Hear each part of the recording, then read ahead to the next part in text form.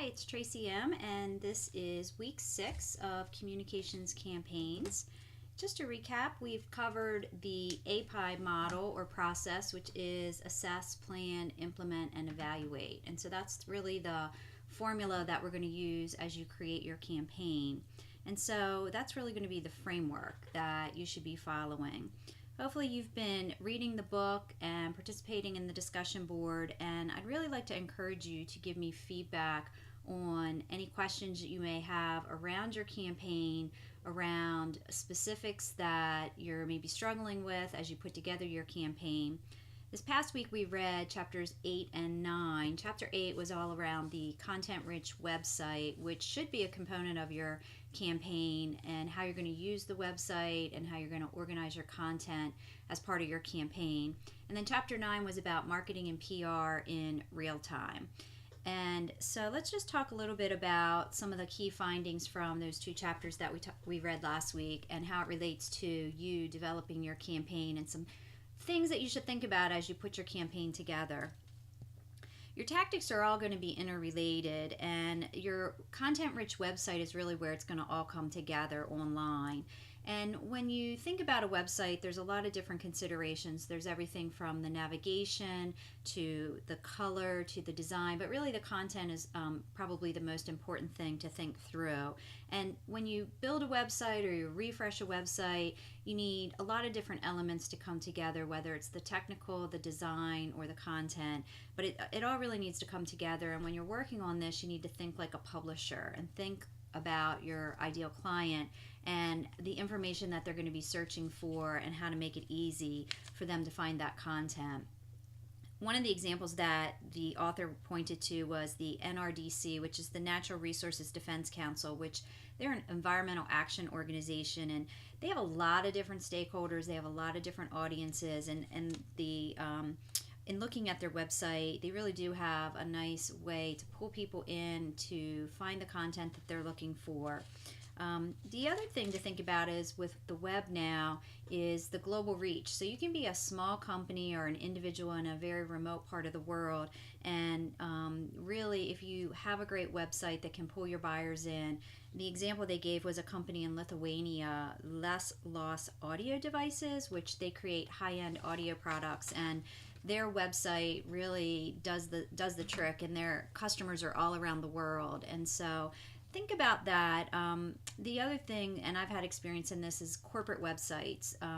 When you're working for a big corporation that has multiple brands, it's sometimes hard to pull your content together in a way that makes sense for people when they come to your website. For example, Textron has a bunch of different brands. They have the Bell helicopter, they have the Cessna aircraft, they have the E-Z-GO golf carts. So very diverse, very different types of products, but Textron really took a strategic approach to how they manage the content, how they organize the content, so that you know it's all under the umbrella of Textron, but they're separate products, different markets, different customer groups. So putting together your website and refining your website, it's really more of an art than a science, but your personality needs to show through, and your copy needs to read in the way that is going to be appealing to your ideal client. Another example that the author gave was around Waterfield Designs, which sells bags and luggage. Some of the things that were really interesting there is the founder was very visible. There was real-time content on their blog. They had reviews, they had photos, they had videos. So as you think about your campaign, or you think about your existing website, if there's something that maybe needs to get added that would really help drive your campaign, put that in as your recommendation, as something that you're going to do as part of your new campaign. And then moving to chapter 9, which was really around marketing and PR in real time.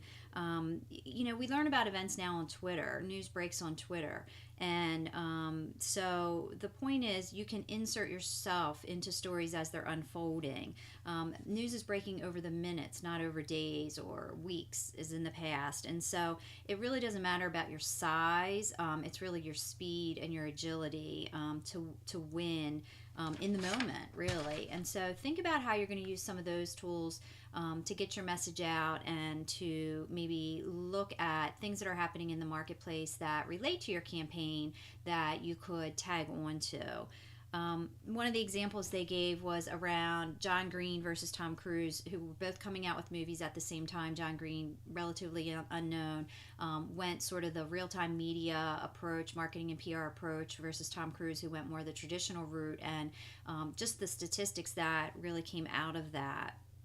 The author also talks about Golan Harris, which is a PR firm, an international PR firm. They have something called The Bridge, which is a network of real time storytelling that is around the globe. They consider it their listening outpost, and they use this for their clients to bring together mainstream media with digital people, and it allows them to insert themselves or do this newsjacking, is what the author calls it. And there's a whole chapter 22, where we're going to talk about that. But the two examples of clients that they gave was Autotrader.com in the Super Bowl and Dow Chemical in the Teacher of the Year Award, and how they were able to use this bridge technology, monitoring real-time things that were happening, and then insert themselves into the mainstream media. The other thing that they talk about is, a real-time post by somebody who's not even involved in a particular event. There was a CEO of Eloqua, which is a marketing company.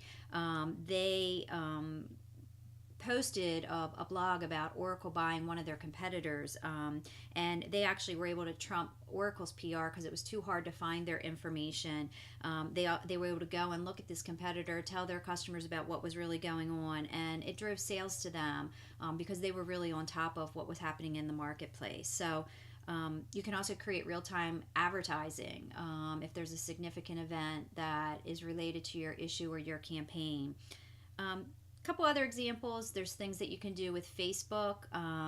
The Calcutta Traffic Police use that to interact with their citizens. So think about that. If you don't have a Facebook page, does it make sense to create one where you can interact directly? Or could you maybe change some of the way that you're interacting real time on Facebook?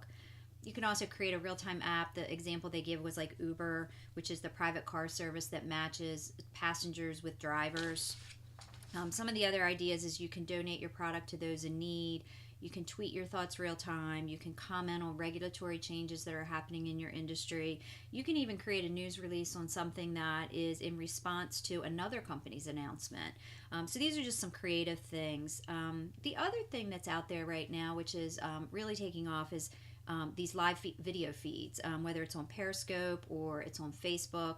Snapchat is really one-to-one marketing, and then the stories go away, but they have a new feature called Snapchat Stories where you can be a citizen journalist. And so think about how maybe you could introduce one of these features into your campaign to help promote your message or drive your ideal client to take action the way that you want them to. And then the other example they give is around crowdsourcing. And crowdsourcing is when you take a task that's usually performed by one person and you distribute it across a lot of people. And so the example they gave was the floods that occurred in Brisbane, Australia in 2011. There was something called the Baked Relief Movement, and it was really this group that emerged to provide support for people that were affected by the floods.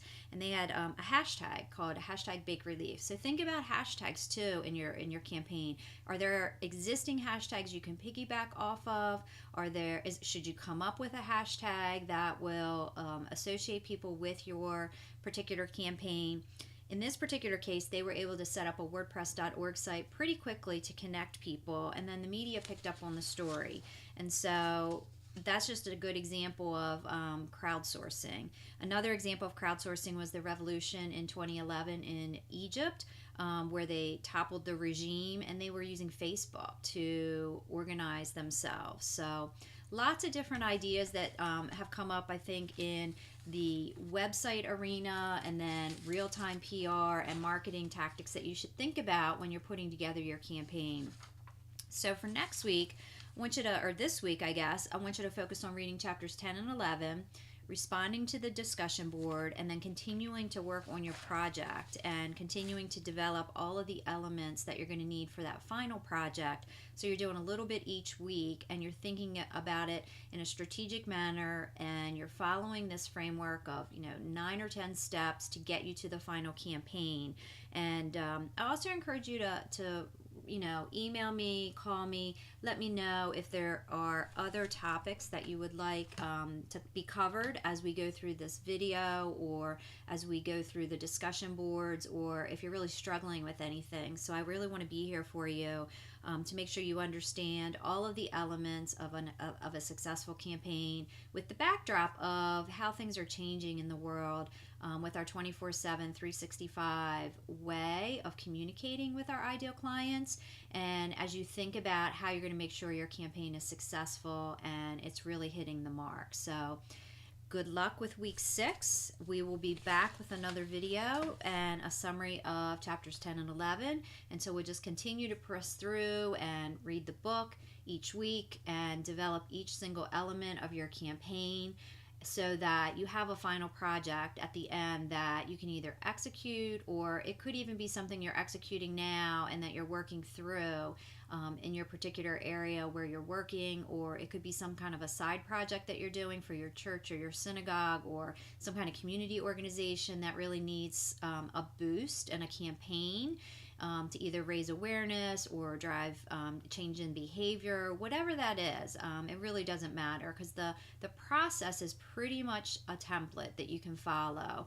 But as things are evolving and changing, it's really important that you get out there and that you are aware of these new tools that are out there. You experiment a little, see what's going to work, and really implement them in your campaign. And at least try them and look at some of these best practices and see what other people are doing and how you can maybe apply it across industries and sectors. Just because you're not in that sector doesn't mean you couldn't try that particular Facebook or Twitter technique. So I encourage you to send me comments, give feedback on the course and whether or not it's meeting your needs in terms of as you put this campaign together, to increase your confidence as you're creating these campaigns, because this is going to be something that you'll be doing throughout your career as a marketing and communications professional, and you're really going to want to have a solid foundation in approach to how you're going to put these things together. So with that, I say good luck this week, and I will be back next week with another video to talk to you about the recap from chapters 10 and 11, and I wish you the best of luck with your project. Again, please reach out to me.